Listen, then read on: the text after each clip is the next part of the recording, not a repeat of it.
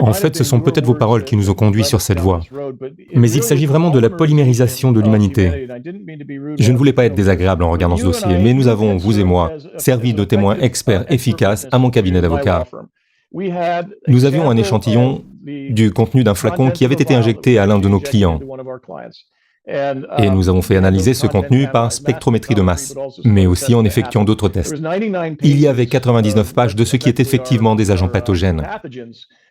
Différents matériaux, y compris le barium-137 et le césium-137, des matériaux radioactifs, entre autres choses. Entre le contenu des injections et les autres travaux que vous avez effectués, les autopsies et par exemple les cailloux provenant des corps que notre ami Richard a retirés, nous pouvons comprendre un peu mieux ce qui se passe. Et vous avez, je crois, inventé le terme, c'est la polymérisation de notre espèce. Ils nous transforment littéralement en une sorte de plastique, y compris en composants métalliques.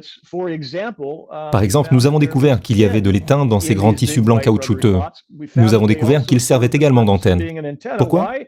Parce que lorsque le césium-137 est combiné à un tissu vivant, il transforme ce tissu, qu'il s'agisse d'une plante, d'un animal ou de n'importe quoi d'autre, en un transducteur, un émetteur-récepteur et un amplificateur. Imaginez un peu, mesdames et messieurs. Il nous transforme en biologie synthétique électrique, en esclaves vaccinés, en esclaves polymérisés. C'est la seule façon que j'ai de l'exprimer. Absolument. Et ce qui est très intéressant, c'est que j'ai récemment interviewé le groupe argentin, le Rinaldi Blasi et le docteur Marcela Sangorine, qui ont découvert 54 métaux non déclarés, dont le lantane, et que le lantane est paramagnétique, comme par exemple les aimants néodymes. Oui. Ils sont également fluorescents, et ils ont trouvé des signatures de graphène dans la fluorescence. J'ai réalisé une interview avec Melissa McCarthy, dans laquelle nous avons corrélé ces résultats. Et il y a tant de choses en ce qui concerne le substrat nanotechnologique et les réseaux intercorporels et toutes ces choses. Quel est votre point de vue sur les actions en justice et sur le fait de rendre tout cela plus public? Je suis ravi que vous posiez la question. Vous vous souviendrez que notre première action pour tenter d'arrêter les injections était basée sur le mandat de l'armée américaine. Monsieur Austin, qui agissait en tant que secrétaire à la Défense, a ordonné à 1,4 million de ses militaires de recevoir ces vaccins empoisonnés, sans se soucier de savoir s'il s'agissait de Moderna, Pfizer, Johnson & Johnson. Je ne pense pas qu'AstraZeneca en fasse partie, mais n'importe lequel d'entre eux lui convenait. Pourquoi? Parce qu'ils avaient tous les mêmes points communs, le même hydrogel, qui inclut le contenu dont vous parlez, le césium, entre autres choses.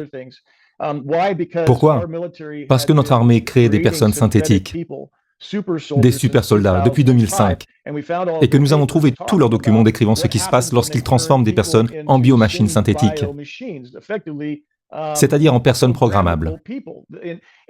C'était complètement fou de comprendre que cela pouvait même arriver. Même le réseau sans fil de la zone corporelle, nous l'avons trouvé dans les études militaires. Vérifiez par vous-même, C4591-001. 44 000 militaires et leurs familles étaient utilisés comme cobayes.